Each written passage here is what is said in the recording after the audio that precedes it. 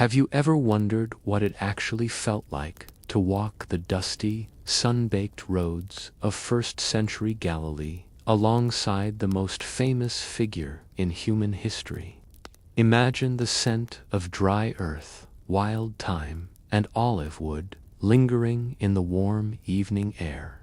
You can almost hear the distant sound of a carpenter's hammer echoing through a quiet, terraced village. It is a world of immense hardship, yet it is also a place of profound beauty. I am so glad you are here to explore it with me tonight. Before we step back in time, please take a moment to like this video and subscribe to the channel. Tell me in the comments, where in the world are you listening from tonight, and what time is it for you? Settle in, find a comfortable position. Let the burdens of your day fade away as we travel back 2,000 years. Welcome to Sleeping Scribe, where calming history stories help you unwind and gently fall asleep. Tonight, we are exploring the complete, immersive history of Jesus of Nazareth. We will trace his path from the quiet hills of his youth to the profound events that changed the world forever. But to truly understand this story, we must first understand the world he was born into. We must look far beyond the village borders. We must see the political shadow of Rome stretching across the Mediterranean. The story begins decades before the birth of the artisan from Nazareth. We must turn our gaze back to the year 63 BC. It was a time of great upheaval and shifting power. The Roman general Pompey marched his legions into the holy city of Jerusalem. He conquered the ancient capital, bringing the entire region under strict Roman control. The independent kingdom of the Jewish people was suddenly absorbed into a vast, expanding empire. Everything changed. The region was systematically divided by the new rulers. The Romans created a complex patchwork of provinces and client kingdoms. These lands were heavily taxed to feed the insatiable appetite of Rome. The burden fell squarely on the shoulders of the common people. Every farmer and merchant felt the weight of the empire pressing down upon them. It was a heavy, inescapable reality.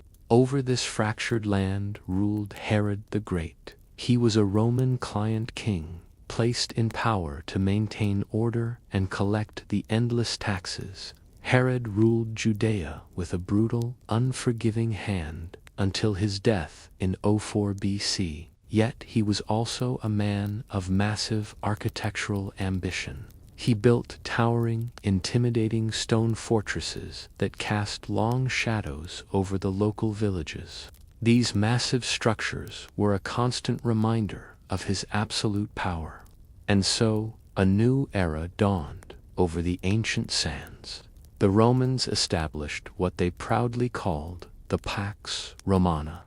This Roman peace brought a sudden halt to the constant regional wars. It provided safe travel and protected trade routes across the entire Mediterranean basin. The seas were cleared of pirates, and the roads were heavily guarded.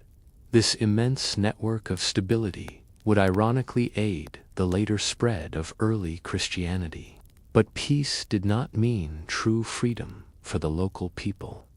Roman legions were permanently stationed in key coastal cities like Caesarea Maritima. They were a constant, imposing visual reminder of the harsh military occupation.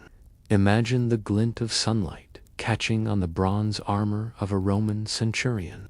He patrols a newly paved stone road, watching everything with a cold, calculating eye. His presence is a silent threat to any who might rebel. The local Jewish population harbored a deep, simmering resentment toward their occupiers.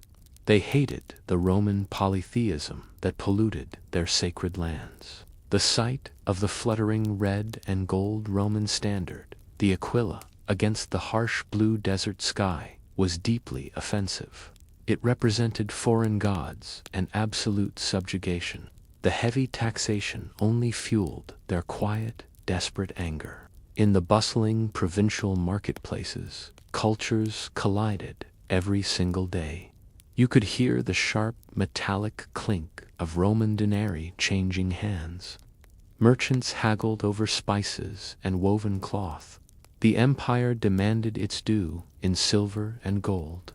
The people surrendered their hard-earned coins with bitter reluctance. To manage this vast, diverse empire, the Romans relied on a common tongue. Greek had become the lingua franca of the Eastern Roman world. It was the language used for all major trade, legal contracts, and civil administration. If you wanted to do business with the empire, you had to speak Greek. It was the voice of authority and commerce. Yet the true heart of the people beat to a different rhythm. Aramaic was the common spoken language of the Jewish people in Galilee and Judea. It was the language of the hearth, the fields, and the synagogue. It was the tongue in which mothers sang lullabies and fathers taught their sons to pray. Aramaic was the sound of home. To ensure maximum revenue, the empire instituted a deeply unpopular administrative tool. The Roman census system was designed to count every single person and piece of property. It was purely for taxation purposes. Families were forced to register, so the empire knew exactly what they owned. It was an invasive, humiliating process that sparked anger and occasional rebellion. Connecting all of this was an incredible feat of engineering. A vast network of Roman roads was beginning to weave through the arid region. These broad, paved highways connected isolated, rural towns to the broader, bustling empire. You could hear the constant rumble of heavy wooden cartwheels.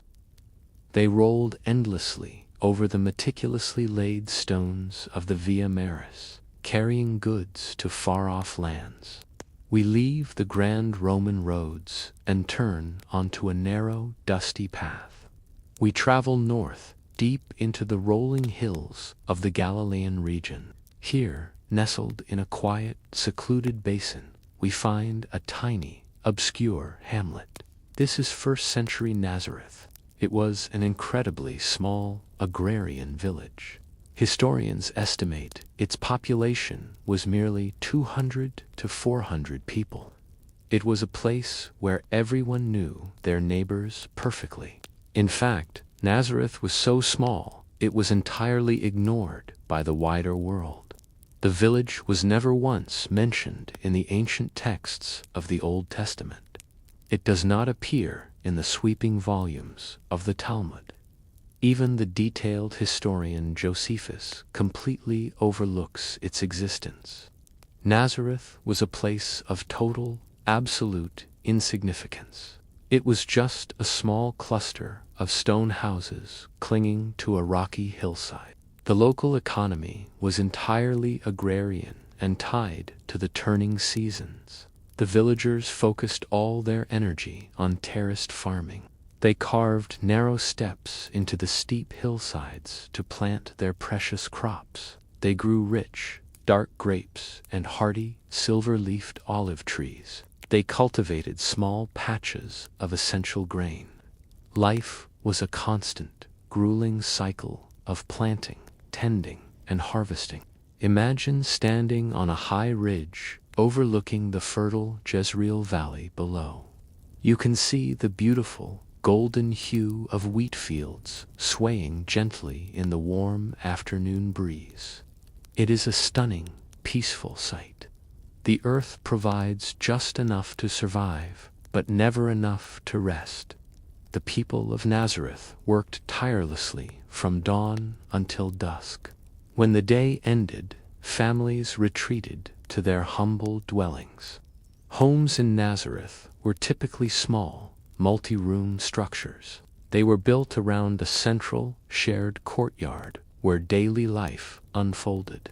The walls were made of rough, unhewn fieldstones stacked with clay mortar. The roofs were flat, constructed of wooden beams, overlaid with thick layers of packed mud and dry brush. Inside these homes, families lived in close-knit, multi-generational clans. Grandparents, parents, and children all shared the same cramped living spaces. This was absolutely essential for simple economic survival and physical protection. They shared their food, their labor, and their meager resources. No one could survive the harsh realities of ancient village life completely alone. During the cool, hill country nights, the village grew incredibly quiet. You could often hear the soft bleating of goats kept safe in the lower levels of the stone houses. Their body heat drifted upward, providing a small amount of warmth to the sleeping family above. The animals were precious assets, providing milk and wool for the clan. The air in the courtyard always carried a familiar, earthy scent.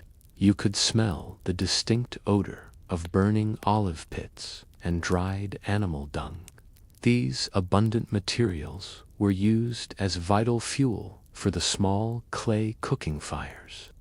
Wood was far too scarce and valuable to burn for a simple evening meal. The smoke stung the eyes but warmed the coarse barley bread. In this humble setting lived a man known as a tekton. This is an ancient Greek word that translates to a builder or an artisan. Jesus is historically referred to by this specific working-class title. A tekton was not merely a carpenter working exclusively with soft wood. He was a master of many hard materials. He built doors, plows, and heavy roof beams. But stone was the absolute primary building material in the rocky region of Galilee. This meant that a tekton was as much a stonemason as he was a carpenter. Imagine the rough, calloused texture of a builder's hands. They are permanently coated in a fine white limestone dust. These hands knew the weight of heavy stone and the sharp bite of rough timber. Picture the artisan at work in the heat of the day. Listen to the rhythmic, dull thud of a heavy wooden mallet. It strikes again and again, driving an iron chisel deep into a solid block of Galilean stone. The work is physically demanding and intensely exhausting. It requires immense strength, steady precision, and endless patience. At the heart of the village was a single, vital source of life. Nazareth likely had only one communal well or natural spring. Women gathered here daily to draw cold, fresh water in heavy clay jars. It was a place of lively conversation and shared community news. The well was the absolute beating heart of the tiny, parched hamlet. Just 4 miles away, over the rising hills, lay a completely different world. Sepphoris was a major, wealthy, Roman-style city, bustling with grand construction. Herod Antipas was rebuilding it into the brilliant jewel of all Galilee. This booming metropolis provided essential work for skilled local artisans from nearby villages. A tekton from Nazareth would likely walk there often to find paying labor. Despite their hard work, the people of the north were often looked down upon. Galileans were generally viewed by the wealthy Judeans in the south as uncultured, rural provincials. They spoke with a distinct, thick regional accent. They were considered religiously lax and politically rebellious. To the elite of Jerusalem, a carpenter from a tiny northern village was nothing at all. But to understand how this northern artisan came to be, we must look south. We must deconstruct the traditional, sanitized holiday story. We need to present the historically accurate, gritty conditions of a first-century birth. The story begins with a grueling journey from the hills of Nazareth down to the town of Bethlehem in Judea. It was a treacherous route. The distance was roughly 90 long, unforgiving miles. Traveling this path would take well over a week on foot or by a slow, stubborn donkey. The travelers had to navigate the hot, arid Jordan River Valley. Then they faced the steep, exhausting climb up into the rocky Judean mountains. Imagine the profound exhaustion aching in their weary muscles after days of walking those treacherous, rocky ascents. Bethlehem itself was a very small, ancient town perched on a limestone ridge. It was famously known as the City of David. It held a deeply significant place in Jewish royal lineage and ancient prophecy. Every family returning for the Roman census brought crowds of distant relatives. The narrow, dusty streets were packed tight with weary, frustrated travelers seeking shelter. When they arrived, they sought refuge in a cataluma. This ancient word is often mistakenly translated as a commercial inn or a modern hotel. In reality, a cataluma was simply a designated guest room, usually located on the upper floor of a relative's house. Families were expected to host their traveling kin during such massive, mandatory census gatherings. But the house was completely overwhelmed, because the upper guest room was already full of older relatives. There was no space left. The exhausted couple was forced to seek shelter elsewhere. The birth likely occurred in the lower level of a standard peasant house. This was a dark, cave-like room where the family animals were safely sheltered for the night. It was not a serene, perfectly clean wooden barn. It was a rugged, domestic space filled with the sounds and smells of beasts. Feel the warm, humid breath of sheltering livestock in that dimly lit, enclosed room. The air was thick and heavy.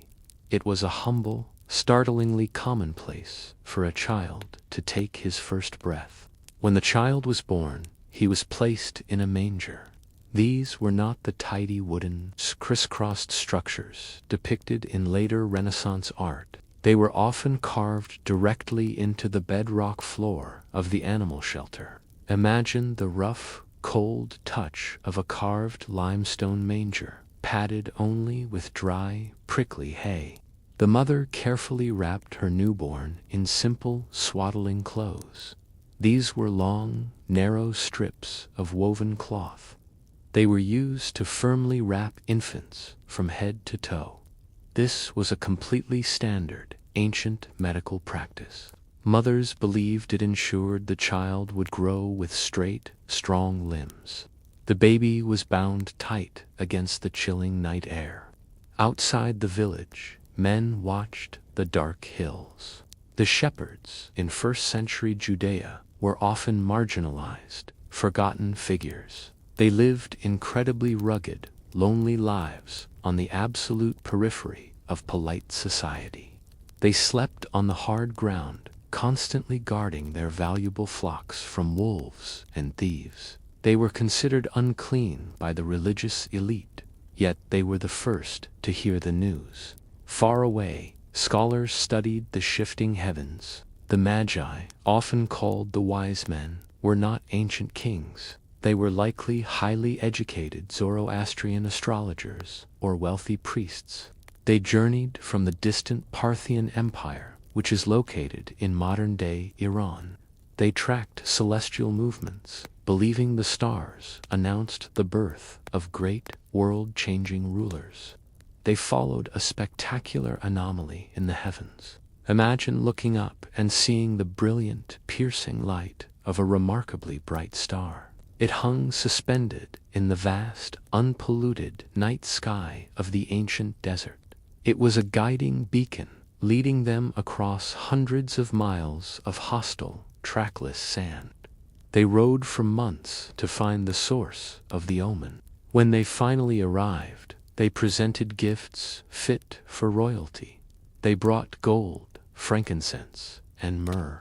These were not simple, common items. Frankincense and myrrh were highly prized, incredibly expensive, aromatic resins. They were carefully harvested from the bleeding bark of rare trees growing in the distant Arabian Peninsula. They were worth their weight in pure silver. The scent they brought changed the air of the humble house. Imagine the sharp, pine-like fragrance of raw frankincense burning slowly on a smoldering piece of coal. The sweet, heavy smoke filled the room, masking the smell of the dusty animals. It was a brief, sudden intrusion of unimaginable wealth into a world of crushing, daily poverty. Historians have carefully pieced together the timeline of these events. The historical date of the birth is generally placed by scholars between 06 BC and 04 BC. This places the narrative firmly during the dark, final, paranoid years of King Herod the Great. The shadow of the brutal king loomed over the entire story, forcing the family to soon flee into Egypt. After the danger passed, the family eventually returned north. We now enter the completely unrecorded decades of his life. These are the silent years. We focus our attention on his education, his strict religious upbringing, and his slow integration into the working life of a Galilean artisan. He grew up just like any other peasant boy in the quiet hills of Nazareth. Education was paramount, but it was not found in a grand academy. Jewish boys in the first century were typically educated in the small, local village synagogue. Here, the focus was entirely on learning to read the sacred scrolls of the Torah. They did not study mathematics or Greek philosophy. They studied the ancient laws of their resilient people. Memorization was the absolute cornerstone of a first-century Jewish upbringing. Books were incredibly rare and impossibly expensive. The boys had to listen carefully and commit massive portions of the Hebrew scriptures entirely to memory. They learned the Psalms, the prophecies, and the intricate commandments by heart. The words became a permanent part of their minds and souls. Imagine the scene inside the dim, cool room of the village assembly. Here, the scratchy, dry texture of a thick parchment scroll unrolling softly against a slanted wooden reading table. Listen to the rhythmic, melodious chanting of ancient Hebrew prayers echoing off the bare stone walls. The voices of the young boys rise and fall together in perfect unison. The synagogue was far more than just a quiet place for weekly worship. It served as the vital, bustling community center of the village. It was the local court where minor disputes were settled by the elders. It was the school where the children learned their heritage. It was the absolute focal point of all communal life in small, rural Galilee. When the morning lessons ended, the hard, physical labor began. A son was completely expected to apprentice directly under his father. He started learning the family trade from a very young age. He spent his afternoons in the workshop, learning the grain of the wood and the fracture lines of the stone. His childhood was remarkably short, quickly replaced by the heavy burdens of an adult laborer. You can almost smell the air in that busy courtyard. Take a deep breath of the satisfying, sharp scent of fresh cedar shavings falling gently to the packed dirt floor. Watch the young man work. Feel the sensation of thick calluses slowly hardening on his hands as he learns to grip an iron adze tightly. He swings the tool, shaping rough timber for his neighbors' homes. This cycle of grueling labor was beautifully punctuated by a weekly pause. Daily life completely halted for the strict observance of the Sabbath. This was a mandatory day of complete, holy rest from all physical labor. From sundown on Friday to sundown on Saturday, no fires were lit, no heavy tools were lifted. the village rested, turning its focus entirely to family and faith. Every meal was governed by ancient, unbreakable rules. The strict Jewish dietary laws, known as kashrut, dictated every single aspect of food preparation and consumption. They separated the clean from the unclean. These laws ensured that even eating was a deeply spiritual, mindful act. It tied the people constantly to their ancient covenant with their Creator. The meals themselves were incredibly simple and profoundly humble. Imagine the rustic taste of simple, unleavened barley bread baked flat on hot stones. It is torn by hand and dipped generously into a bowl of freshly pressed, fragrant olive oil for a midday meal. Perhaps there was a small handful of dried figs or a piece of salted fish. It was just enough to sustain a working man. 3 times a year, the quiet routine of the village was broken. Major religious festivals required long, exhausting pilgrimages south to the Grand Temple in Jerusalem. Families traveled together in large, singing caravans for safety. These epic journeys exposed young Galileans to the wider, chaotic world of Judea. They saw the massive, gleaming temple and the heavy Roman military presence in the holy city. Back home, the evenings belonged to the elders. Oral tradition and rich storytelling were the primary means of passing down history. Before the cooking fire died out, stories of ancient kings, brave prophets, and miraculous escapes were told and retold.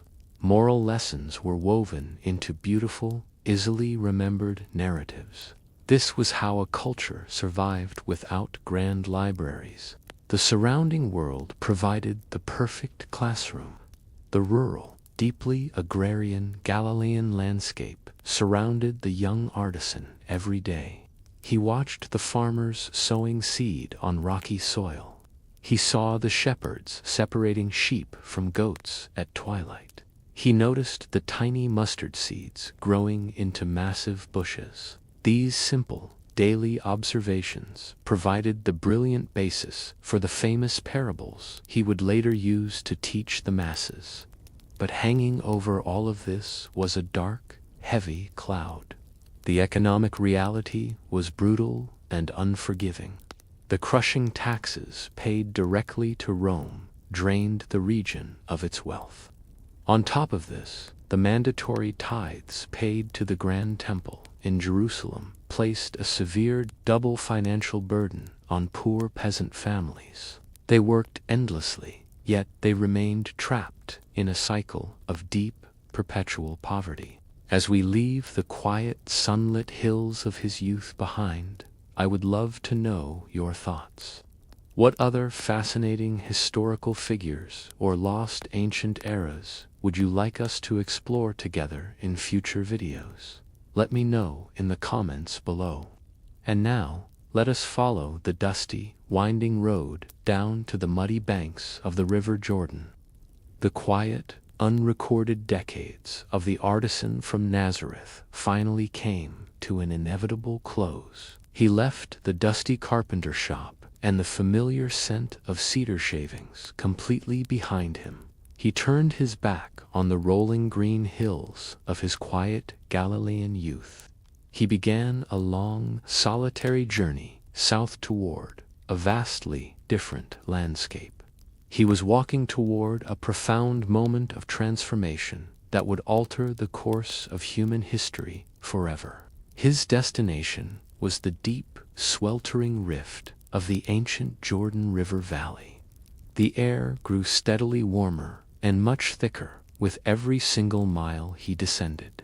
The River Jordan is not a grand, majestic waterway like the mighty Nile or the wide Euphrates. It is a vital, twisting, and relatively narrow waterway that cuts a deep groove through the arid land. It flows rapidly from the freshwater abundance of the Sea of Galilee in the north. It travels all the way down to the lifeless, salty depths of the Dead Sea in the distant south. When he finally arrived at the muddy banks of the lower Jordan, he found massive crowds of people. They were gathered around a strange, radical, and fiercely ascetic figure, standing deep in the moving water. This man was known simply as John the Baptist. He was a striking, unforgettable sight in the barren wilderness. John lived a life of absolute, uncompromising, extreme poverty and intense religious devotion. He intentionally echoed the wild appearance and bold mannerisms of the ancient, legendary prophet Elijah. You could see the rough, scratchy texture of a heavy garment woven entirely from coarse camel's hair. It hung loosely over his thin, weathered frame. The harsh fabric chafed the skin constantly with every movement. It was a physical, daily reminder of his complete rejection of all soft, earthly comforts. He bound this rough tunic tightly at his waist with a simple, cracked leather belt. John practiced a severe form of desert asceticism. This ancient lifestyle involved strict, punishing self-denial and intense physical discipline. He chose to live far out in the harsh, unforgiving desert. He isolated himself completely away from the easy comforts, warm beds, and rich foods of polite human society. His entire existence was focused solely on spiritual purity and urgent preparation for the divine. His daily diet was incredibly sparse and completely dependent on the wild, untamed land. He did not eat the baked barley bread or the salted fish common to the villages. His sustenance reportedly consisted entirely of locally foraged wild honey and dried locusts. Imagine the sweet, sharp taste of wild comb honey carefully gathered from deep, rocky desert crevices. The insects he consumed were entirely permitted under the very strict ancient Jewish dietary law. It was a meager, difficult way to keep a human body alive in the brutal heat. But the people did not travel into the deep desert merely to look at a strange hermit. They came to participate in a powerful, deeply symbolic ritual. Baptism in the first century was not a new invention. It was deeply rooted in the ancient Jewish practice of the mikveh. A mikveh was a specifically designed ritual bath used strictly for spiritual and physical purification. It was required before entering the holy temple or after touching anything considered ritually unclean. However, John took this common domestic ritual out into the wild, untamed wilderness. He insisted that true immersion required the moving, natural flow of living water. A stagnant pool simply would not do. Feel the muddy, cool, rushing waters of the Jordan River swirling rapidly around bare ankles. The current was strong and purposeful. It washed away the dust of the road and the heavy weight of past mistakes. The wilderness of Judea was not just a random location for this grand event. In the ancient mind, the deep desert was always seen as a terrifying place of profound testing. It was a landscape where demons roamed and faith was pushed to the absolute breaking point. Yet it was also seen as a quiet place for spiritual renewal and a safe refuge from the watchful eyes of Roman authority. Out here, the empire had no real power over the souls of the common people. John stood in the river and raised his voice toward the massive, watching crowds. Listen to the echoing, booming voice of a desert preacher cutting through the heavy silence of the arid wasteland. He did not speak soft, comforting words to the wealthy or the powerful. His preaching focused entirely on an urgent, desperate need for immediate repentance. He demanded that the people change their entire way of living right now. He spoke with burning conviction, anticipating an imminent, world-shattering intervention by God in human history. He believed the axis of the world was about to shift violently. The sheer power of his raw message was magnetic and utterly undeniable. Massive crowds of commoners, soldiers, and priests poured out from the wealthy streets of Jerusalem. They traveled from all over the rocky region of Judea, braving the harsh terrain specifically to hear John speak. Stand on the banks and feel the intense, blinding glare of the midday sun reflecting fiercely off the chalky white limestone cliffs of the Jordan Valley. The heat is oppressive and heavy, pressing down on the shoulders of the gathered masses. It is in this intense, spiritually charged atmosphere that the artisan from Nazareth steps slowly into the rushing water. He wades out to meet the wild prophet in the middle of the river. The act of his baptism marked a permanent, unalterable turning point in his life. It was the definitive, highly public end of his quiet, completely private life as a humble village artisan. The water washed away the sawdust of his youth. He was stepping into a completely new, dangerous, and public destiny. But before he could speak to the crowds, he had to face the quiet terrors of the deep desert alone. Directly from the baptismal waters of the Jordan, he did not turn back toward the green north. Instead, he walked away from the crowds and plunged straight into the absolute desolation of the surrounding wilderness. The Judean desert is a terrifying, rugged, and deeply arid region. It is characterized by impossibly steep, plunging ravines and endless rows of barren, jagged, rocky hills. He went there intentionally to endure a long period of complete isolation and severe fasting. Fasting was a very common, highly respected spiritual discipline in ancient Judaism. It involved the total abstention from all food and sometimes water for a set period of time. It was frequently used by devout people to express deep mourning over sin or to desperately seek clear divine guidance. It was a way of silencing the demanding body to hear the quiet voice of the spirit. He committed to a brutal, agonizing 40-day fast in the wasteland. This specific, massive length of time was not chosen by random chance. It perfectly and intentionally mirrors the historical 40 years the ancient Israelites spent wandering lost in the deep desert.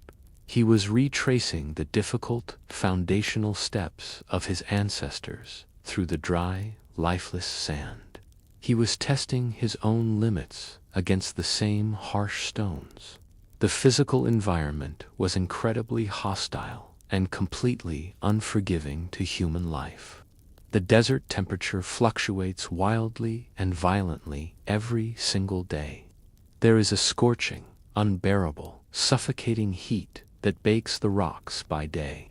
This suddenly gives way to freezing, bitter temperatures that chill the bones at night. There is absolutely no comfort to be found anywhere in this dead landscape. Look down at the harsh ground beneath his feet. See the shimmering heat mirage rising steadily off the cracked, thick, salt-crusted earth near the Dead Sea. It distorts the horizon and plays cruel, confusing tricks on a tired, dehydrated mind. Dehydration was a constant, highly deadly threat in a harsh landscape with virtually no accessible surface water. Every single step required immense effort and careful calculation of physical resources. For shelter from the brutal elements, there were no wooden structures or soft tents. The rocky terrain is dotted with hundreds of natural, shallow limestone caves. These dark, dusty holes provided the only possible shelter for wandering hermits and lost, desperate travelers. Feel the bone-deep cold of sleeping alone on an uneven, incredibly dusty cave floor, with only a thin woven cloak for warmth. The stone saps the heat right out of the fragile human body.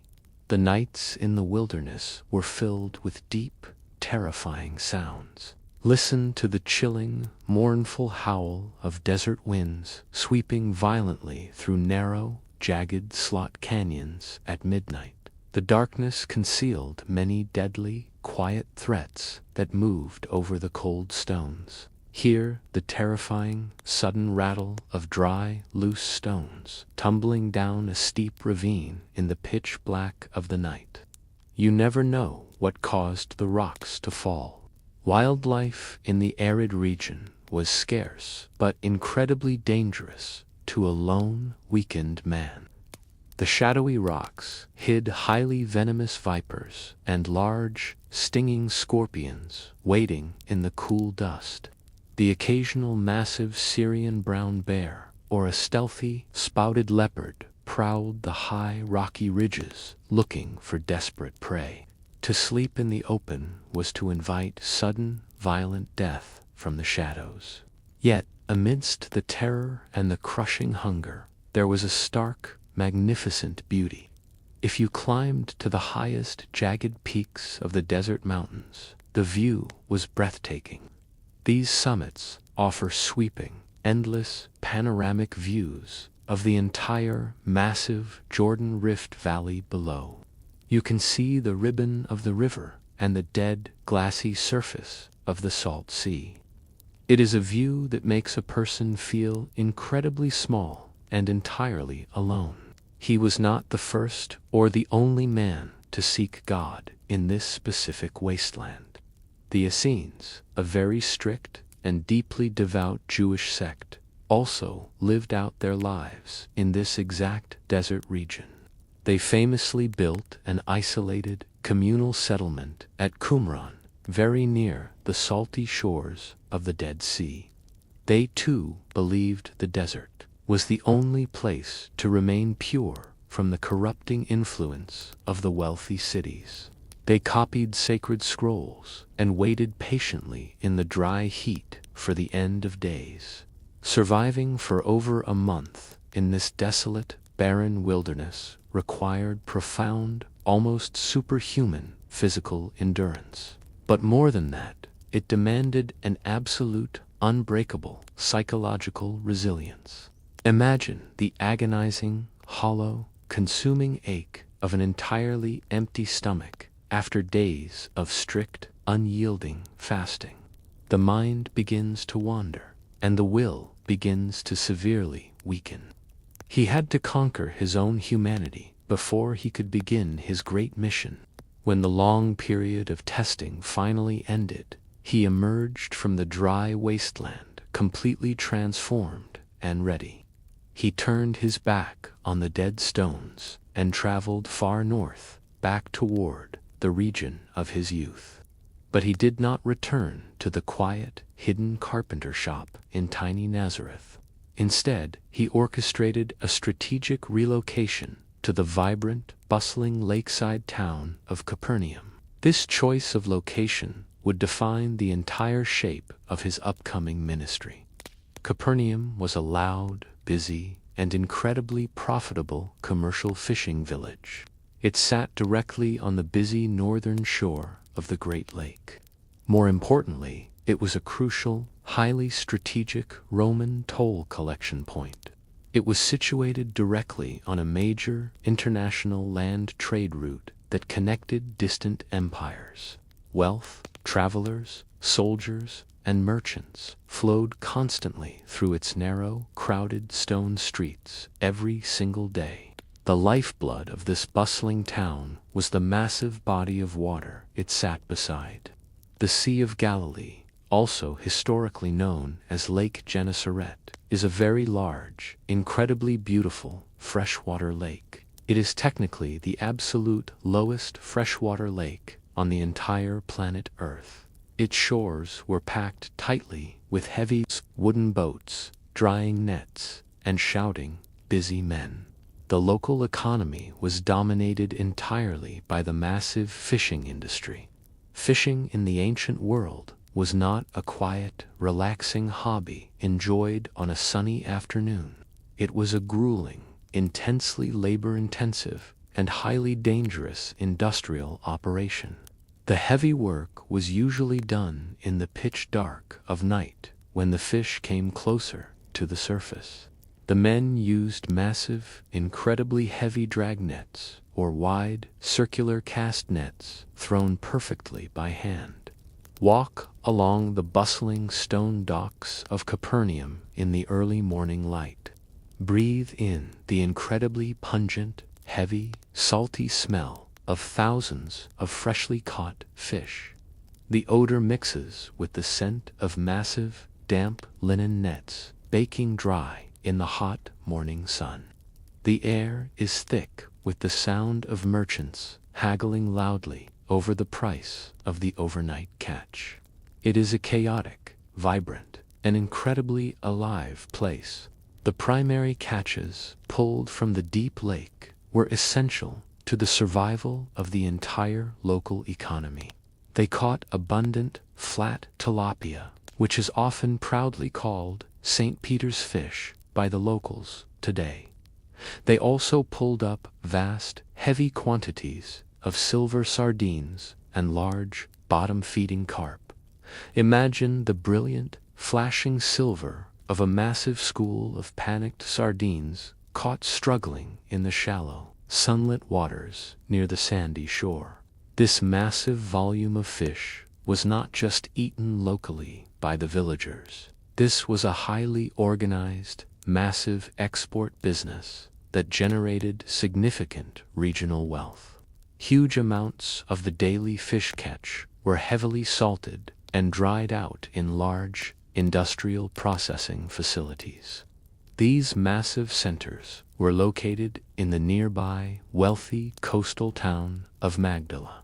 From there, the preserved, salty fish were carefully packed and exported across the vast, hungry Roman Empire. The Galilean fishermen themselves were not the impoverished, starving, helpless peasants often depicted in later stories. They were incredibly tough, hardened, working-class businessmen who knew how to run an operation. They owned their own heavy wooden boats and frequently hired extra, struggling day laborers to help haul in the massive nets. Look closely at the rough, deeply rope-burned palms of a weary fisherman. He is violently hauling a heavy, totally waterlogged dragnet over the wooden gunwale of a pitching boat. The vessels they used were sturdy, highly utilitarian, and built completely for heavy industrial labor. They were expertly crafted from strong local oak and imported, expensive cedar wood. They measured roughly 27 feet long and could easily hold a large, busy crew of working men. They were propelled across the deep water by both long, heavy wooden oars and a single, large, square sail rigged to a central mast. The lake itself was beautiful, but it was also highly unpredictable and incredibly dangerous. The Sea of Galilee is deeply prone to sudden, violent, and utterly terrifying storms that appear without warning. Cool, dense air comes rushing rapidly down the steep slopes from the surrounding high mountain elevations. It collides violently with the warm, humid air trapped permanently down in the deep lake basin. This violent collision creates sudden, massive waves that can easily capsize a sturdy wooden boat. Imagine being out on the dark water when a storm suddenly strikes the fleet. Hear the loud, terrifying creaking of heavy wooden oars straining violently against the wooden thole pins during a sudden, fierce lake squall. The wind howls and the freezing water crashes over the sides of the small boat. It was a life of constant, grinding physical danger and incredible stress. But when the wind died down and the water was perfectly calm, the sound changed completely. Listen to the gentle, peaceful, rhythmic lapping of tiny freshwater waves gently slapping against the ancient, worn stone piers of Capernaum. It was here, walking among the resting boats and the mending nets, that he began to recruit his very first followers. He called out to the tough, exhausted working men of the lake, asking them to follow him into the unknown. He did not just call the respectable businessmen of the docks to join his inner circle. He also reached out directly to the most despised, hated outcasts of polite local society. Tax collectors worked directly for the hated Roman occupiers or the deeply corrupt local Herodian kings. They sat at the toll booths in Capernaum, taking money from their own struggling neighbors. They were widely despised by the local working class as greedy, totally corrupt traitors to their own people, choosing rough, uneducated fishermen and hated, wealthy tax collectors as his primary inner circle followers was a highly unconventional move. It was a brilliant, completely populist strategy that deeply shocked the religious elite of the region. He was building a new kind of movement, entirely from the ground up, using the most unlikely materials available.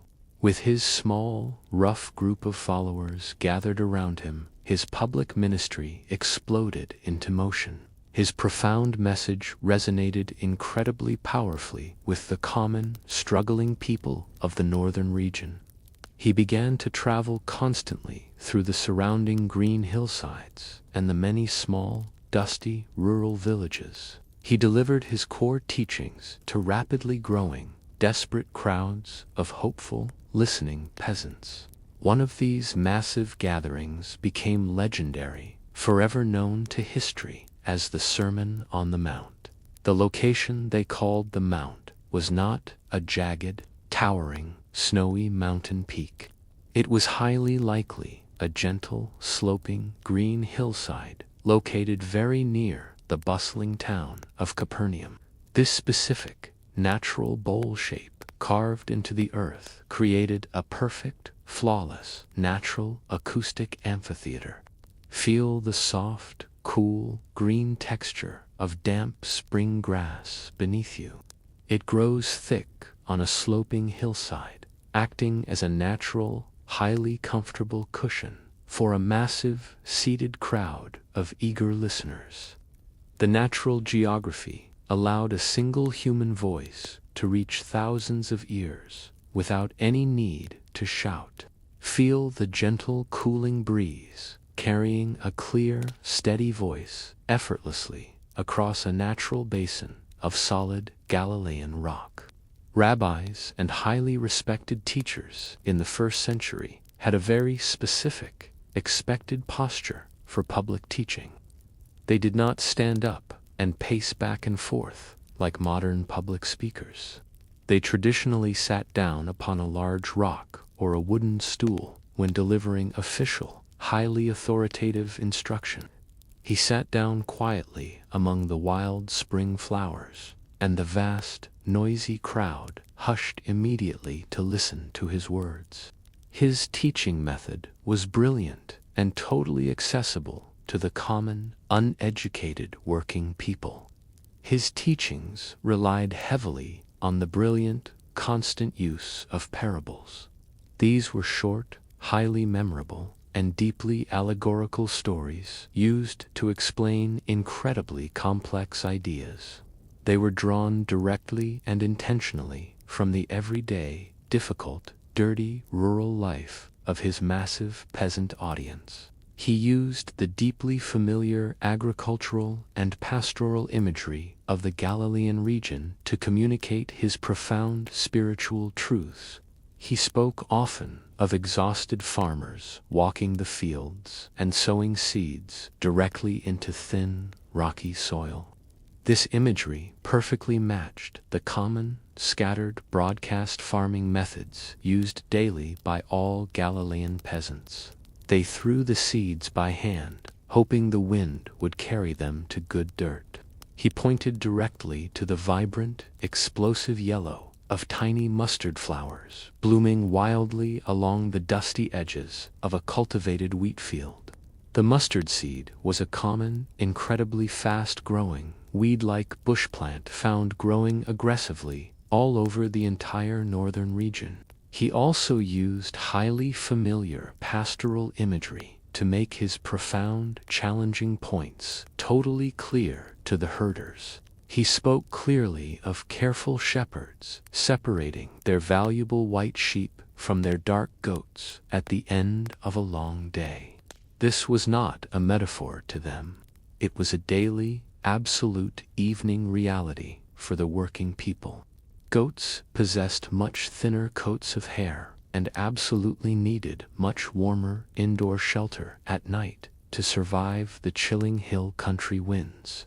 Listen closely to the sad, distant bleating of a lost, frightened lamb echoing from a deep, thorny ravine in the fading light. The atmosphere on that hillside was charged with an incredible, heavy spiritual energy.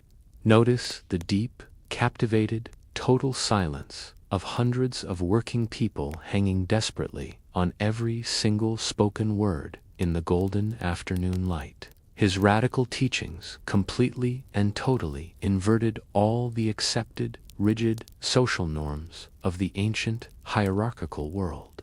He actively elevated the crushing poor, the quiet meek, and the gentle peacemakers far over the rich, the proud, and the powerful empires of the earth. The oral delivery of his complex message was deeply intentional and highly poetic in its structure. He used distinct, thumping rhythm and constant, careful repetition to ensure the spoken words were completely unforgettable. This brilliant oral teaching method ensured the largely illiterate peasant crowd could easily memorize the complex teachings. They could carry the exact words back to their villages and repeat them flawlessly around the evening cooking fires. But this sudden, massive, and undeniable popularity brought severe, highly dangerous attention from the authorities. The Pharisees were strict, highly educated, local religious leaders who held great social power in the rural Galilean synagogues. They focused their entire lives on strict, unyielding adherence to the ancient written Torah and the complex, rigid oral traditions of the elders. They watched this new, untrained rabbi with growing deep suspicion and rising anger. His bold, totally natural authority directly challenged the established, highly comfortable religious hierarchy of the entire region. He did not ask for their permission to teach, and he routinely ignored their complex, rigid interpretations of the ancient laws. His message drew increasingly large, incredibly enthusiastic crowds that made the established local leaders deeply, profoundly nervous. They began to realize that this artisan from Nazareth was not just a passing curiosity.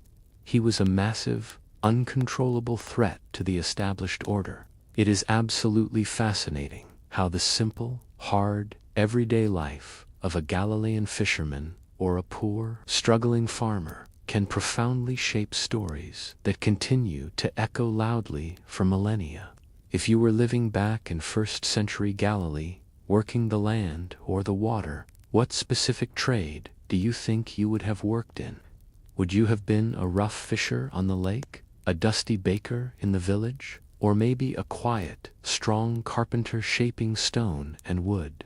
Let me know your thoughts in the comments below as we prepare to leave the tranquil, beautiful northern lake completely behind and begin to walk the long, dangerous, and fateful road south to the towering walls of Jerusalem.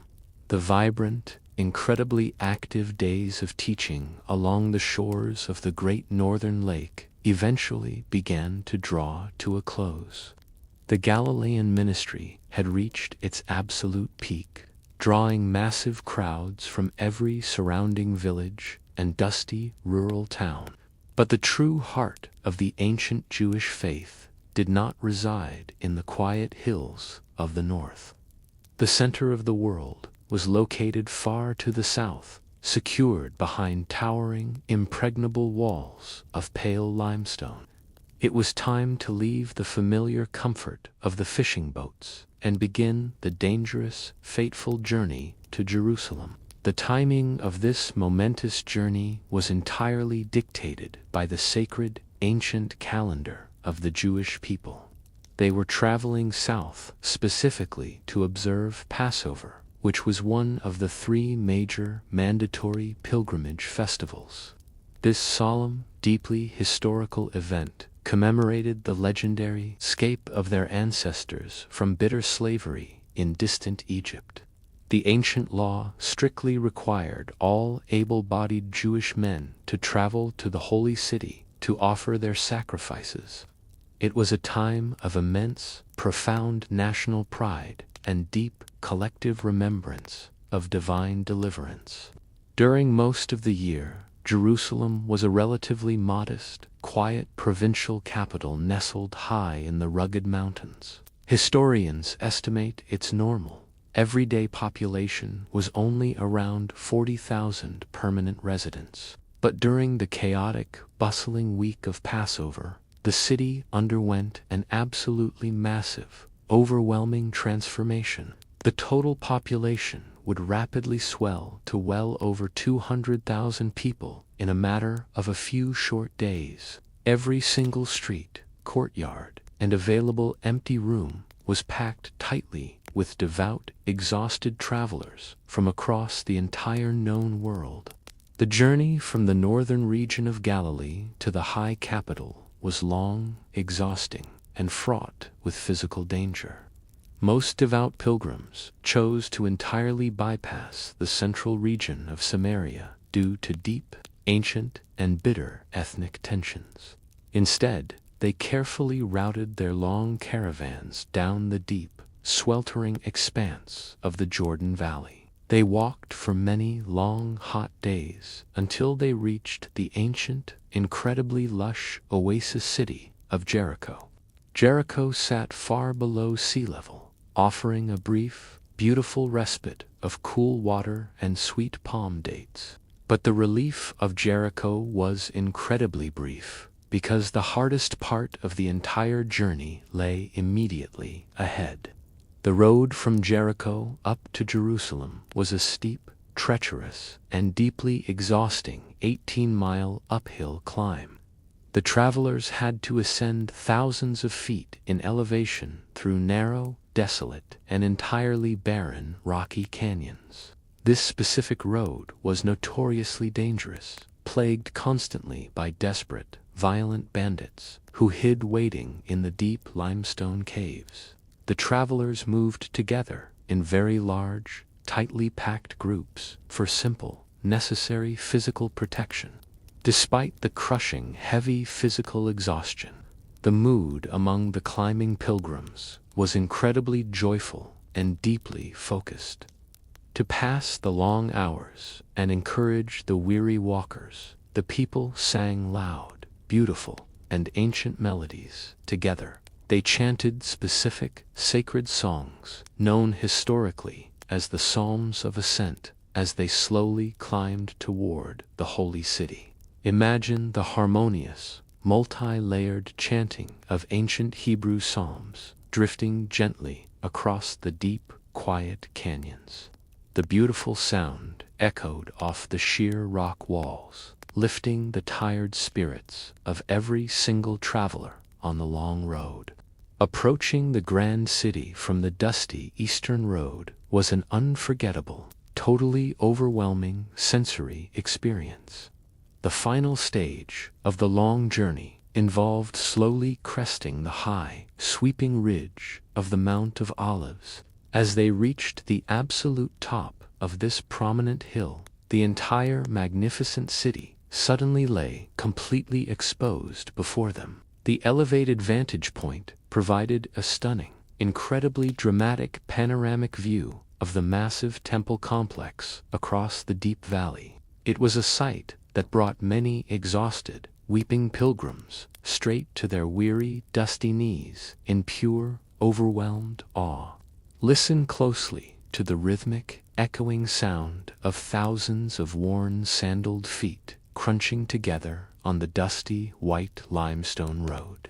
The air is incredibly thick with anticipation and the heavy, sweet scent of blooming spring flowers on the surrounding hillsides. Just across the plunging depths of the Kidron Valley, the grand city of Jerusalem waits like a massive, sleeping giant.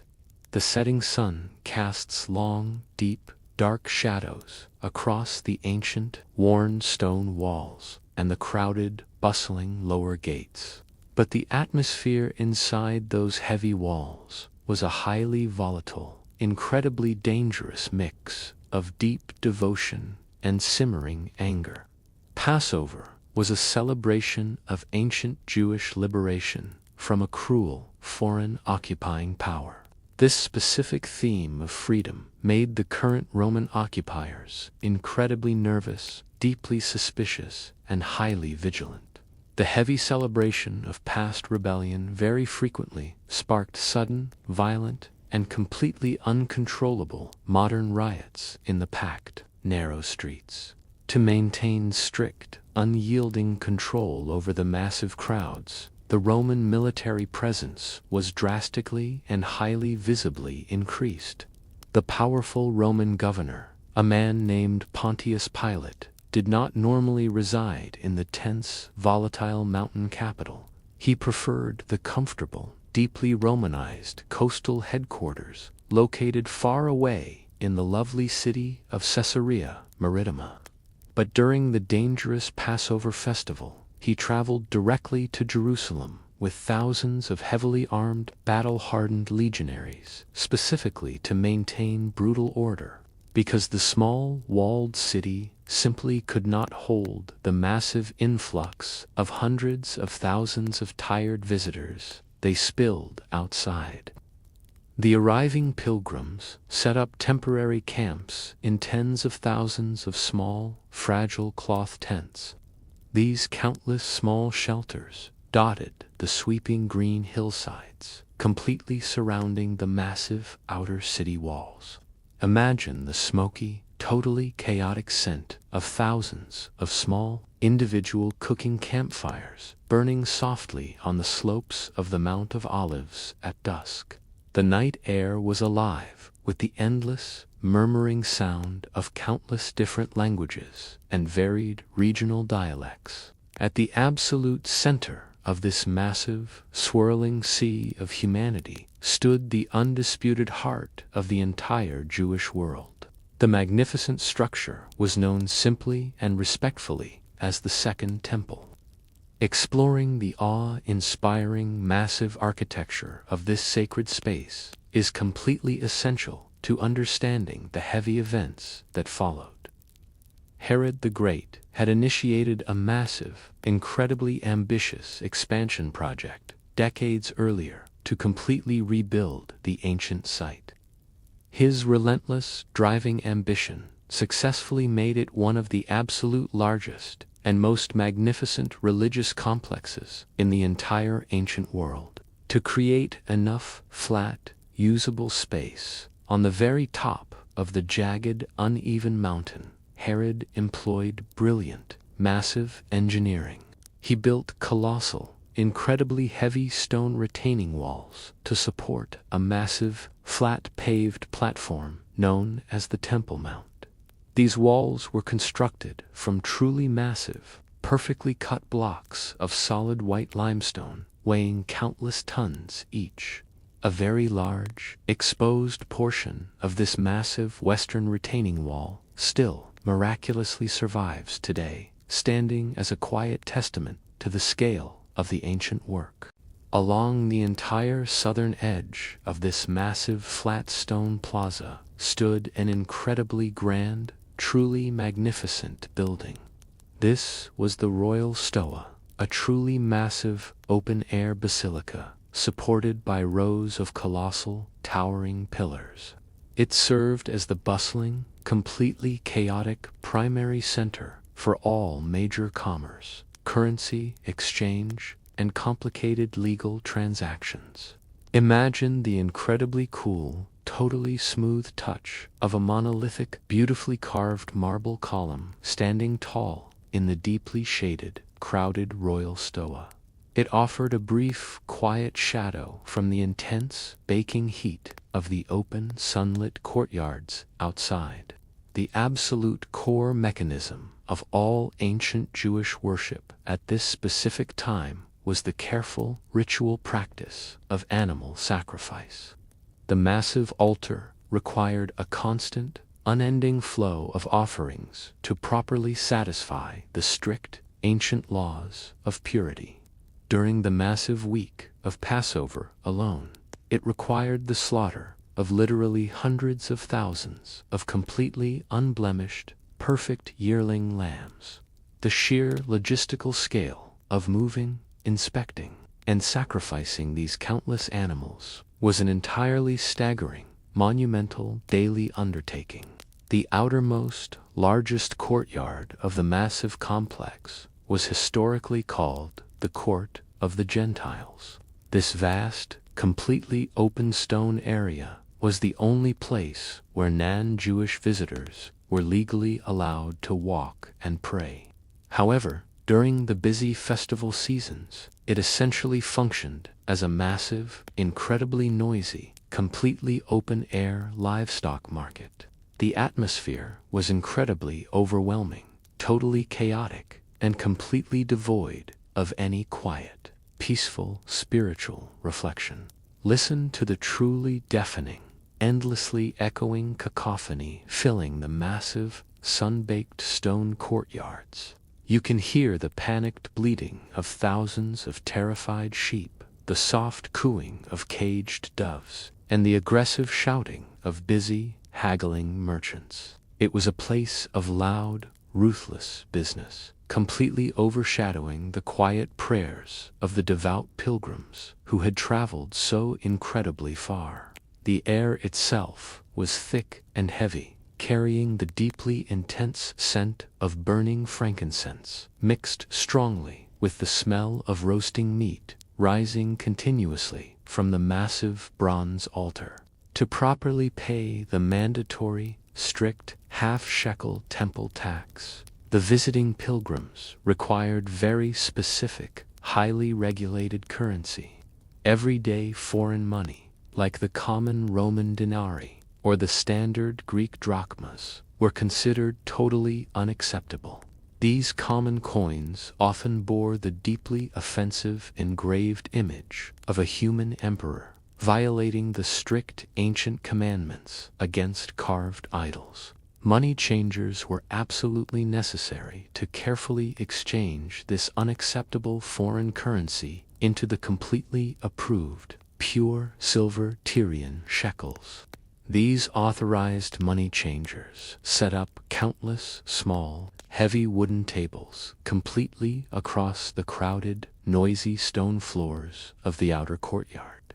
Here, the sharp, metallic clatter of hundreds of pure silver coins constantly spilling and rolling across the intricately paved, beautiful, geometric floor tiles. The exchange rates were often considered highly predatory, taking unfair financial advantage of the poorest, most desperate, and exhausted rural travelers. It was a deeply corrupt, highly profitable system managed tightly by the elite, powerful families of the city. The highest authority over this entire massive, complex operation was the ruling high priest, a deeply powerful man named Caiaphas. Caiaphas held truly immense, absolute political and religious power over the local population of Judea. However, he maintained his very comfortable, highly lucrative position only by carefully and constantly collaborating directly with the despised Roman authorities. He walked a very dangerous, incredibly thin tightrope, balancing the absolute demands of the empire against the explosive anger of his own occupied people. When the artisan from Galilee entered this massive, corrupt, and incredibly loud commercial space. His reaction was completely unprecedented. The sudden, violent overturning of the heavy money changers' tables was not just a random, chaotic outburst of anger. It was a highly deliberate, deeply symbolic, and incredibly visible, direct public challenge to the absolute authority of the Sadducean priestly aristocracy. He was violently disrupting the very economic lifeblood of the corrupt temple elite, an act that absolutely guaranteed severe, immediate retaliation. This dramatic, highly public confrontation did not go completely unnoticed by the heavy, armed, occupying forces. Roman soldiers watched the massive, swirling temple courtyards constantly from the high, heavily fortified towers of the adjacent Antonia fortress. This massive, dark military structure loomed highly ominously over the entire northern edge of the sacred Temple Mount. Imagine the sharp, deeply intimidating silhouette of the dark fortress cutting into the sky, a permanent, silent threat ready to instantly crush any sign of armed rebellion. Despite the deep, underlying tension, the sheer physical beauty of the inner temple buildings remained absolutely, totally staggering to behold. The central sanctuary building was heavily decorated with truly immense, unimaginable amounts of pure, hammered gold plates. When the early morning sunlight struck the high building, it reportedly completely blinded any onlookers who dared to stare directly at it. Picture the blinding, brilliant flash of pure sunlight striking the massive, heavy, gold-plated doors of the quiet inner sanctuary. As the chaotic day slowly ended, the intense public confrontation in the grand temple gave way to a deeply private, highly significant evening meal. The teacher and his closest, most trusted followers retreated completely away from the loud crowds to a quiet, hidden room somewhere in the winding upper city. This quiet gathering is known historically as the Last Supper, and it was a moment of profound, heavy, and very quiet intimacy. It provided a brief, entirely peaceful sanctuary before the coming storm of arrest and trial. This highly significant, quiet meal was very likely a traditional Passover meal, or a meal very heavily influenced by the ancient Seder traditions. Dining formal customs in the Greco-Roman world, even for very devout Jews, often involved a highly specific, very comfortable physical posture. They did not sit upright in individual hard wooden chairs around a high flat table as we do today.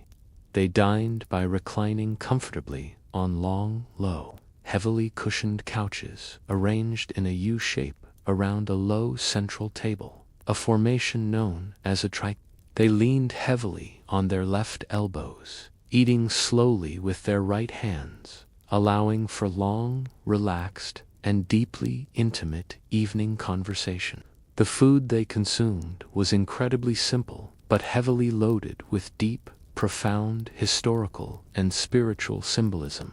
Unleavened bread, known anciently as matzah, and rich, dark red wine were the absolute staple, mandatory elements of the Passover feast. Imagine the very rich, deeply earthy taste of bitter green herbs and flat, incredibly crisp bread dipped slowly into a shared, heavy clay bowl. The atmosphere in the room was incredibly soothing, deeply somber, and profoundly reflective.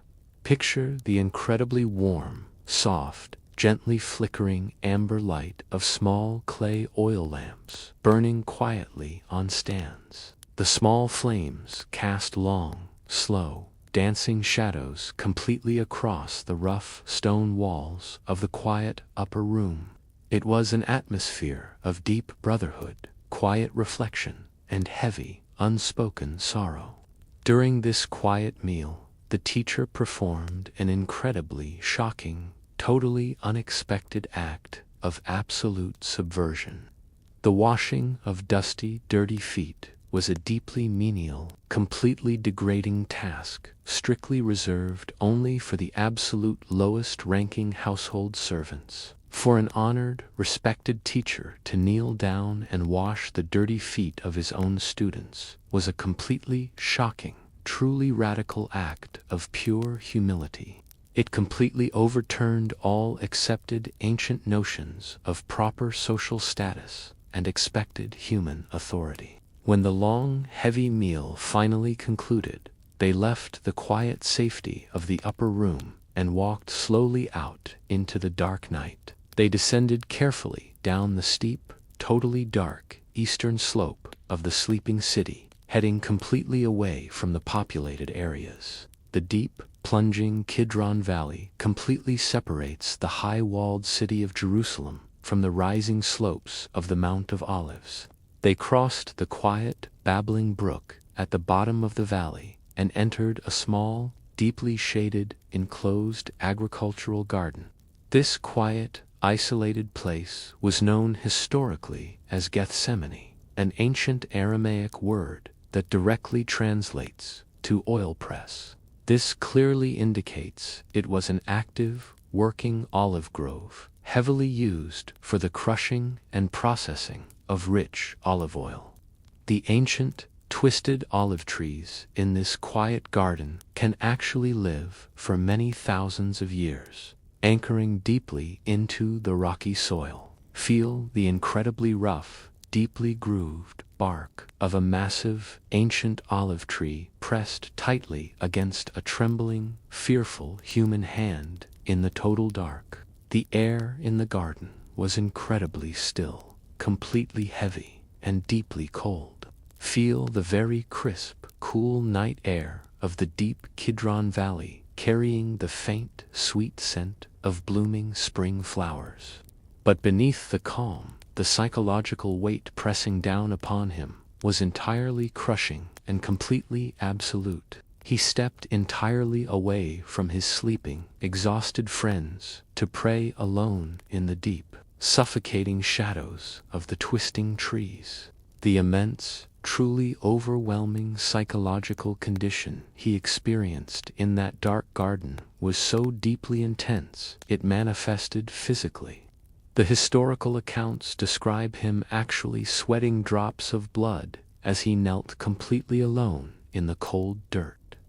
This is a very rare but completely documented medical condition, known clinically as hematidrosis. It is caused only by totally extreme, unimaginable levels of sheer psychological stress and absolute, crushing mental anguish, causing tiny capillaries to burst directly into the sweat glands. The deep, heavy quiet of the dark garden was suddenly and violently completely shattered.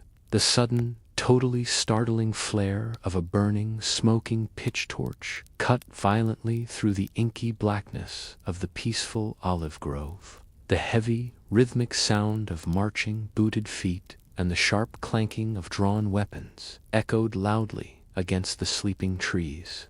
An arresting party had finally arrived, guided perfectly through the darkness by one of his own deeply trusted inner circle friends. The betrayal itself was accomplished using a completely standard, culturally expected, and totally highly respectful ancient greeting. The quiet kiss of Judas was a completely normal, traditional greeting shared openly between a devoted disciple and his respected rabbi. But here, in the dark shadows of the trees, it was totally twisted and used as a covert, undeniable signal to identify the correct target to the armed guards. It was an incredibly intimate, deeply painful act of absolute, total betrayal. It is highly important to note the specific identity of the heavily armed men who came to arrest him in the night. The arresting party consisted primarily of heavily armed temple guards sent directly by the corrupt high priest Caiaphas. They were not fully armored, highly trained Roman legionaries sent directly by the sitting governor Pilate. This was, entirely at first, a strictly internal, highly secretive, religious arrest orchestrated quietly in the complete dead of night to completely avoid a massive public riot. They bound his hands tightly and led him roughly back across the dark valley, back up into the sleeping city. What followed was a highly rushed, deeply illegal series of late-night, purely political trials before the powerful Sanhedrin. The Sanhedrin was the absolute supreme, highest religious council of the Jewish people, composed of elite, wealthy priests and powerful scholars. However, under the strict, absolute military occupation, they completely lacked the legal authority to actually execute capital punishment under Roman law. Because they could not legally kill him themselves, they were absolutely forced to bring him directly before the Roman governor at dawn. Pontius Pilate was known historically as an incredibly ruthless, deeply stubborn, and highly brutal prefect who completely despised his assignment in Judea. He had a long, bloody history of frequently and intentionally offending the deep religious sensibilities of the local Jewish population.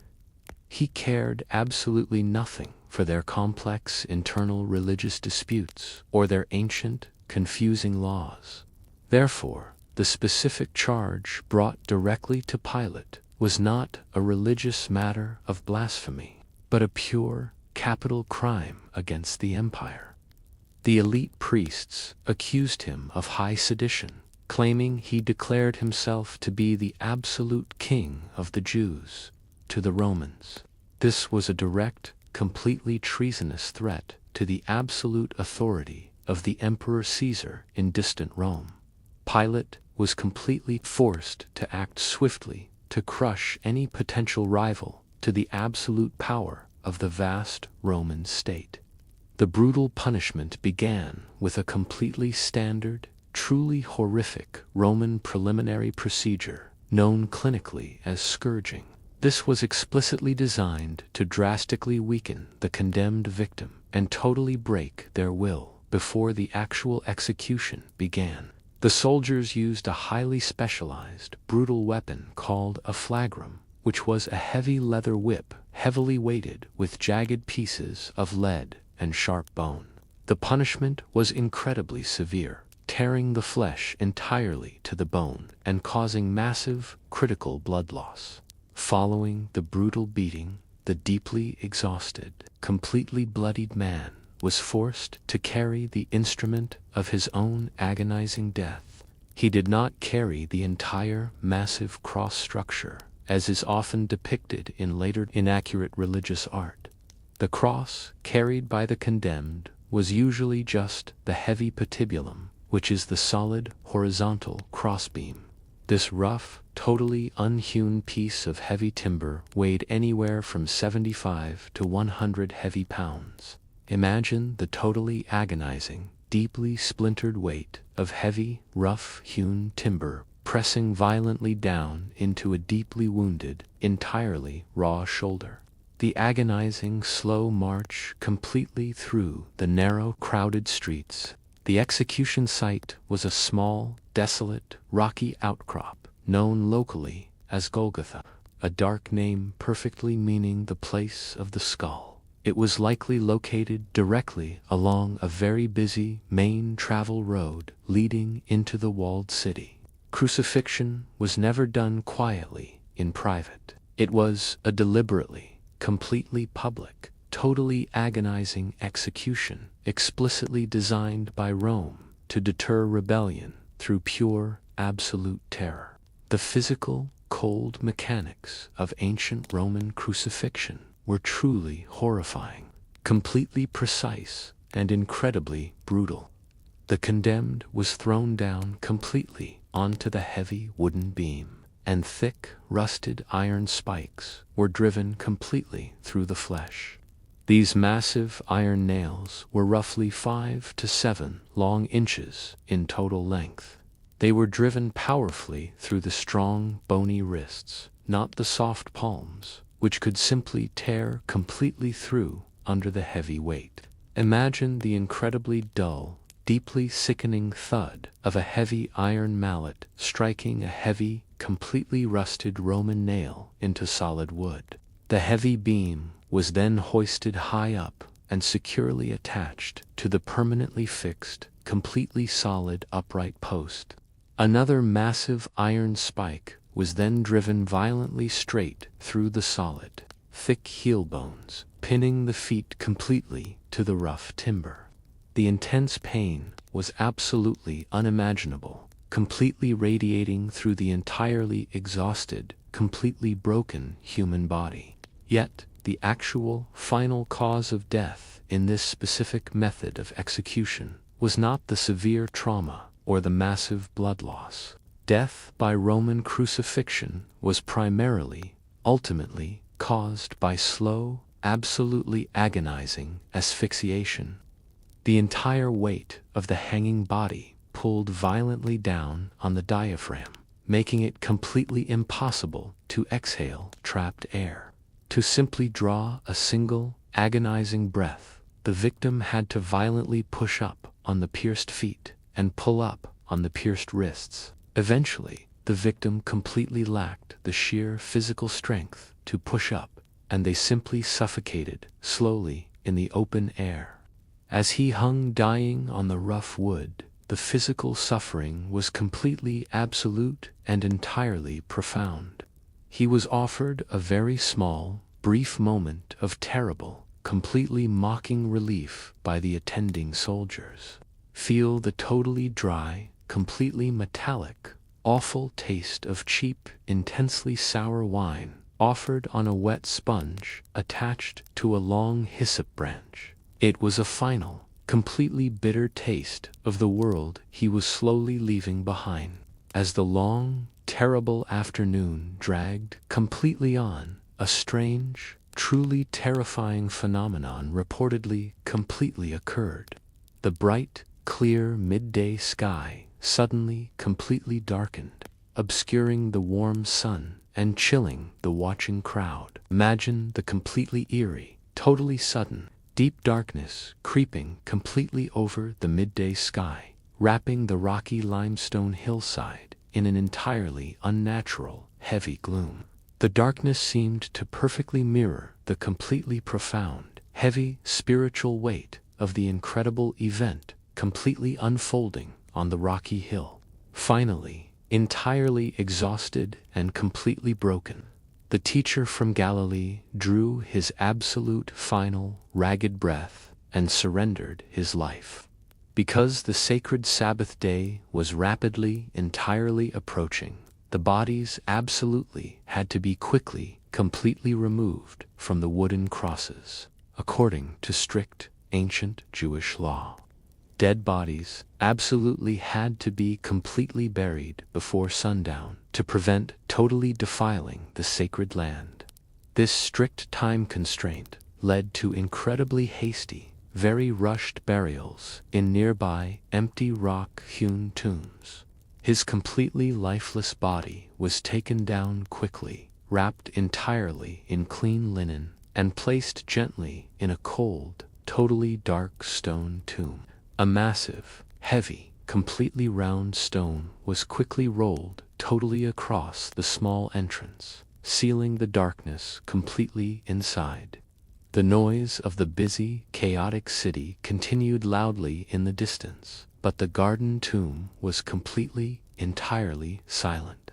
The immense, incredible journey from the quiet carpentry shop to the absolute center of the world was now completely over. And so, as the sun dipped low behind the ancient stone walls of Jerusalem, a profound silence settled over the rock-hewn tomb, bringing a close to a life that began in the quiet hills of Galilee and culminated in the heart of the ancient world.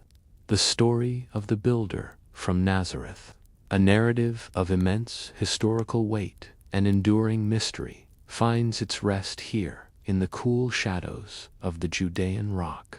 Thank you for walking this incredible journey with me tonight. Your presence makes these stories come alive. As the dust settles on our primary tale, allow your mind to drift peacefully as we transition from the dust of the first century to the quiet halls of scholarly reflection, where we will gently unpack the world he left behind. The dusty, golden light filters softly through a high, narrow window into a quiet, ancient library. Here, the past sleeps quietly. It waits patiently for the curious mind. The delicate, brittle crackle of an ancient papyrus scroll fills the silent room.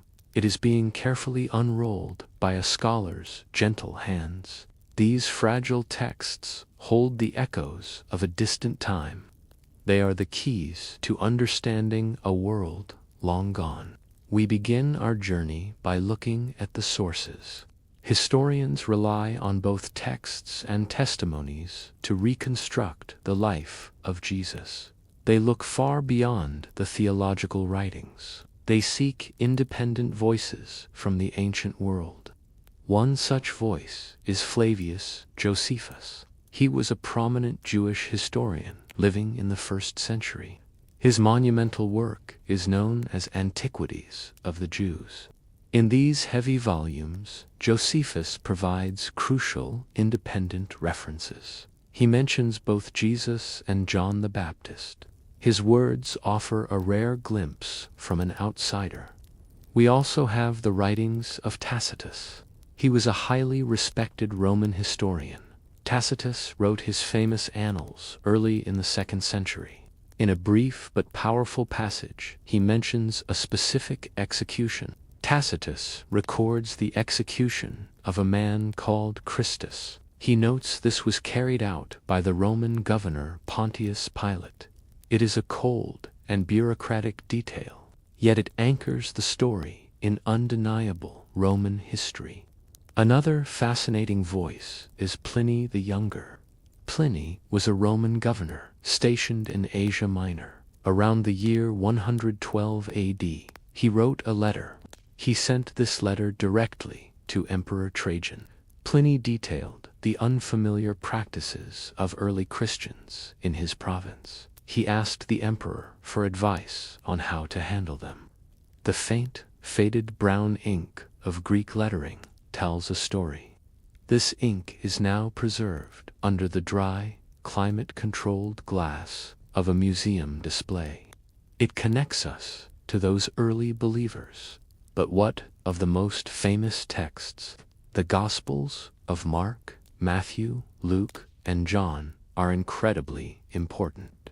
Modern historians classify them in a very specific way. They are seen as ancient Greco-Roman biographies. They are not strict historical chronicles in the modern sense. They blend memory with theological purpose. They were written to persuade and inspire. The Gospel of Mark is widely considered by scholars to be the earliest account. It was likely composed around the year 70 AD. It is a fast-paced and urgent narrative. Scholars also talk about a hypothetical lost document. They call it the Q source. It is believed to be a collection of sayings. Matthew and Luke likely used this source when writing their own accounts. In the year 1947, a miraculous discovery occurred. Bedouin shepherds found ancient clay jars hidden in the desert. The dry, earthy smell of the Qumran caves filled the air. These jars had protected the Dead Sea Scrolls for millennia. These scrolls provided unprecedented insight into the Jewish context of the period. Interestingly, they do not mention Jesus at all. Instead, they illuminate the complex world he lived in. We also have brief mentions from Suetonius. He was another Roman historian of the era. Suetonius mentions disturbances in Rome during the reign of Claudius. He claims these riots were instigated by someone named Chrestus. This is likely a misspelled reference to early Christian disputes. But how were these stories kept alive before they were written down? Oral tradition was highly reliable in ancient literate cultures. It served as the primary preservation method for decades. People memorized and shared teachings with incredible accuracy. Finally, we must consider the silence of the archives. The lack of contemporary Roman bureaucratic records of the crucifixion is historically normal. Rome rarely documented the execution of provincial peasants. The soft scratch of a reed pen dipping into soot-based ink was reserved for matters of state. From the texts that recorded the era, we softly transition. We turn to the diverse groups of people who populated those ancient pages. First-century Judaism was not a monolith. It was a deeply diverse religion. It was fractured into several competing philosophical and political sects. The people were passionate and divided. They argued fiercely over the law and the future. The Pharisees were perhaps the most well-known. They were incredibly popular among the common people. They emphasized the oral law alongside the written Torah. They believed strongly in bodily resurrection and personal piety. You might see the intricate, deep blue tassels swaying on the hem of a Pharisee's woven prayer shawl. They strove to bring temple purity into everyday home life. Then there were the Sadducees. They were the aristocratic, priestly elite. They controlled the magnificent temple in Jerusalem. They firmly rejected the oral law. They also denied the concept of resurrection. Imagine the heavy, ornate, golden breastplate worn by their leader. It was studded with 12 precious stones representing the tribes of Israel. This was worn proudly by the Sadducean high priest. Far removed from the city were the Essenes. They were strict, apocalyptic ascetics. They withdrew entirely to isolated desert communities. The immaculate, stark white linen garments worn by the Essene community set them apart. They wore these robes during their solemn communal meals. They obsessed over ritual purity. They waited anxiously for the coming end of days. In sharp contrast were the Zealots. They were militant nationalists. They burned with a fierce desire for freedom. They advocated for violent, armed rebellion against the Roman occupation. Feel the sharp, hidden curve of a dagger. It is concealed smoothly beneath a zealot's thick woolen cloak. They were willing to die to cleanse their land of foreign rulers. Moving quietly among the people were the scribes. They were professional experts in the law. They were very often associated with the Pharisees. Their sacred task was copying and interpreting the Torah. Picture the soft, worn texture of a leather small box strapped carefully to a scribe's forehead. It contained words of Scripture. It showed his absolute devotion to the law. We must also mention the Samaritans. They were a distinct ethno-religious group. They had their own sacred temple on Mount Gerizim. There was deep, bitter, mutual hostility between them and the Judean Jews. They avoided each other at all costs. Beyond the homeland lived the Hellenistic Jews. They lived in the vast diaspora outside of Palestine. These Jews heavily integrated Greek language and culture into their faith. They translated their scriptures into Greek. Back in Galilee were the common folk. They were called the people of the land. They were the uneducated rural peasants. They often failed to keep the strict purity laws of the Pharisees. They made up the vast majority of the audience that followed Jesus. This intense sectarian division was a powder keg. The arguments over purity and politics grew louder every year. It ultimately contributed to a massive tragedy. It led directly to the catastrophic Jewish-Roman War in the year 66 AD. Having explored the local populations, our focus gently shifts outward. We look to the vast administrative machinery of the empire that ruled them. Judea was viewed quite differently by the Romans. To them, it was a relatively minor, troublesome, third-rate province. It sat on the far eastern edge of their vast empire. It was governed by a prefect. Later, this title was changed to procurator. This governor was appointed directly by the emperor himself. He was drawn from the respected equestrian order of Roman society. The prefect's primary duties were simple but brutal. He had to maintain absolute peace at all costs. This was the famous Pax Romana. He was also responsible for ensuring the timely collection of taxes. He did not live in Jerusalem. Instead, he resided in Caesarea Maritima. This was a magnificent Roman city, built by King Herod on the beautiful coast. It served as the true administrative capital. Imagine the cool ocean breeze sweeping through the grand marble colonnades of the governor's palace in Caesarea. It was a piece of Rome built in the east. To keep order, the prefect relied on soldiers. Auxiliary troops policed the dusty province. They were mostly recruited from non-Jewish locals like Samaritans or Syrians.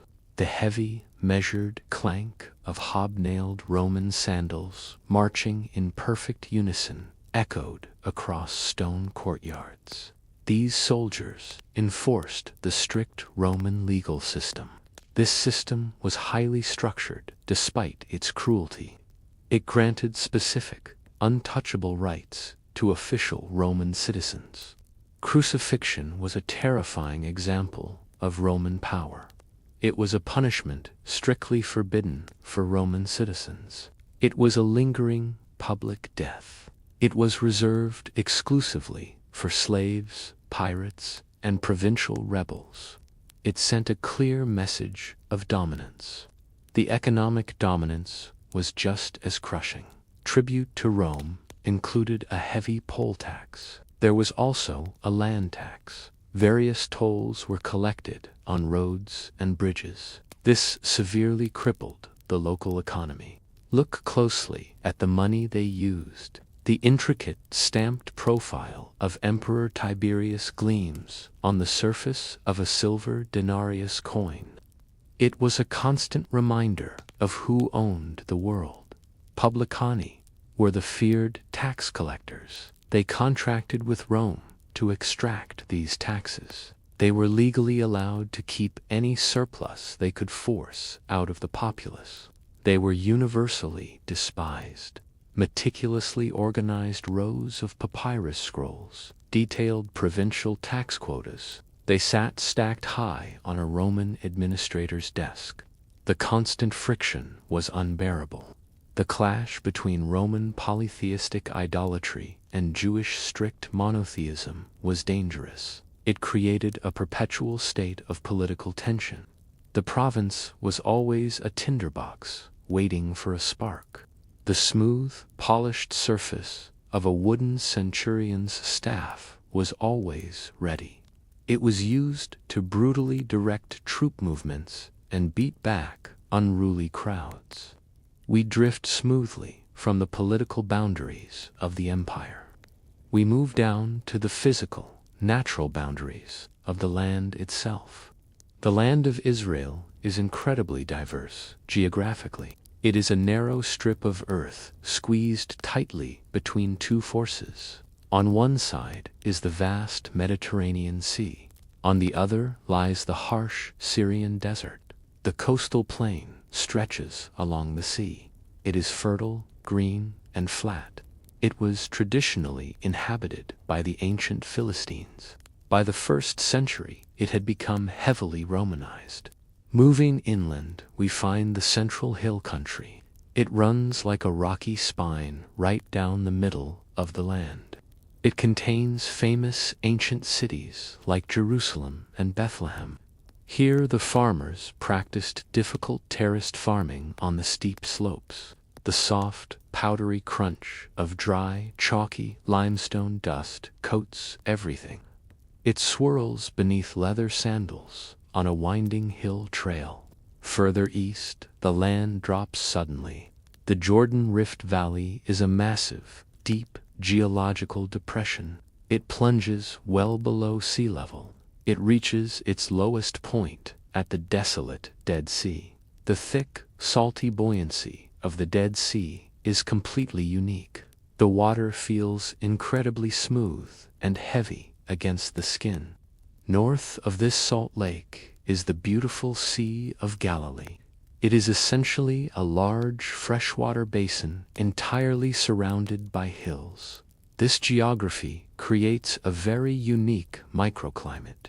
It is highly prone to sudden, terrifying windstorms that sweep down from the heights. The climate dictates the rhythm of life here. It features a very sharp division between seasons. There is a long, dry, rainless summer from May to October. The gentle, continuous hum of cicadas vibrates through the air.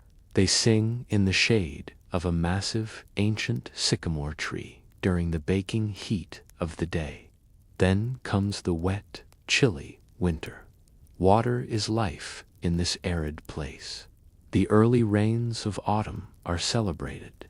The latter rains of spring are absolutely vital.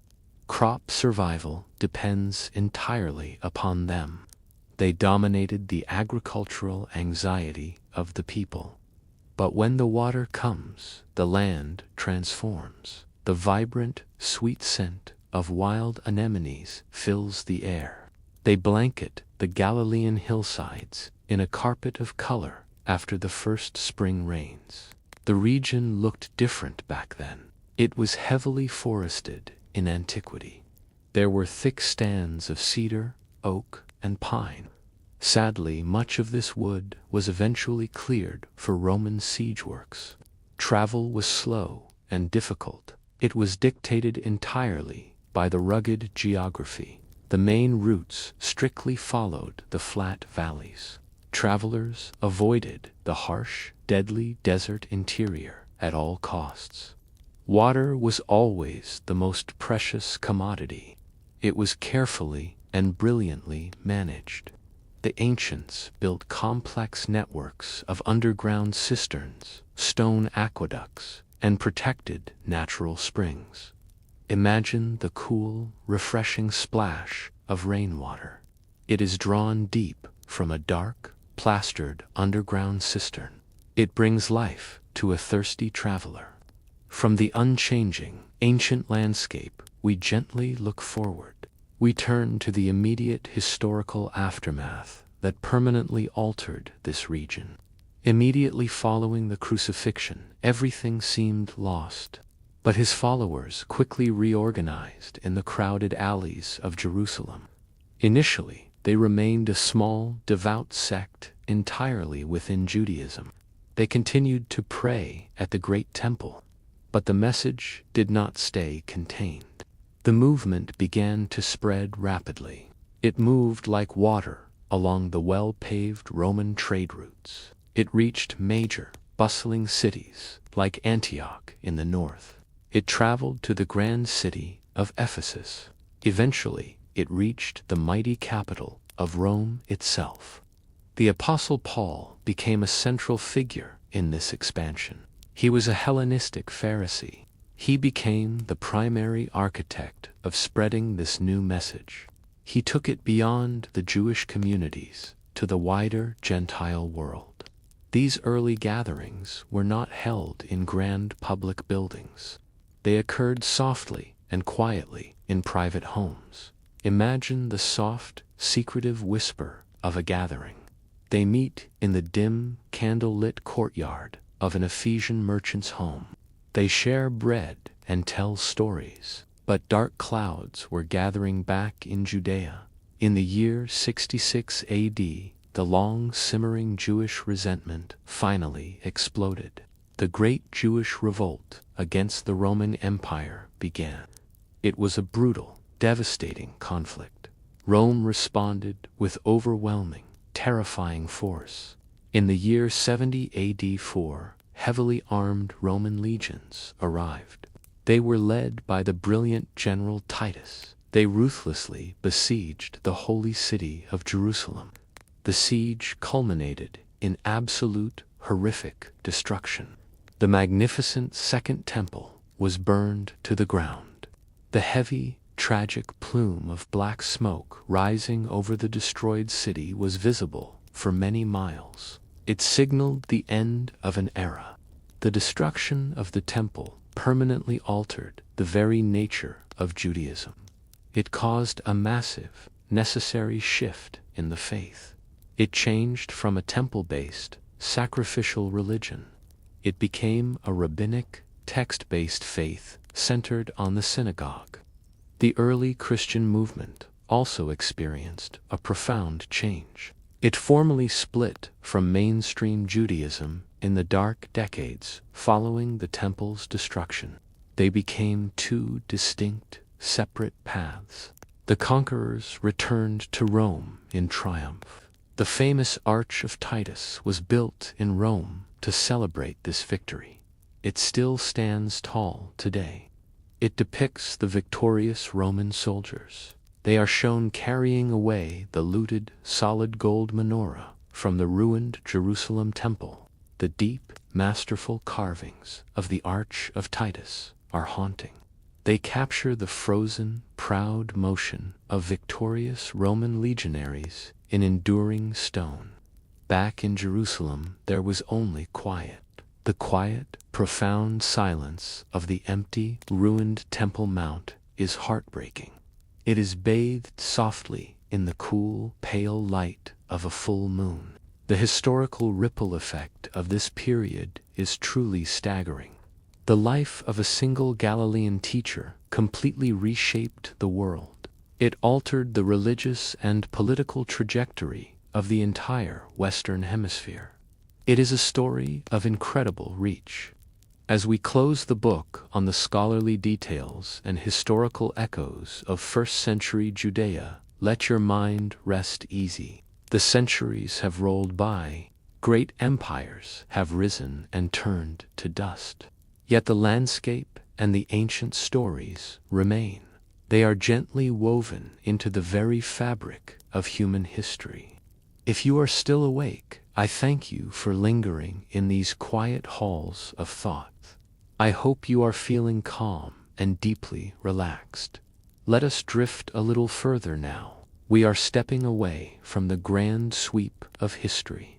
We will softly explore the beautiful, simple, everyday textures of ancient life as we prepare to drift off entirely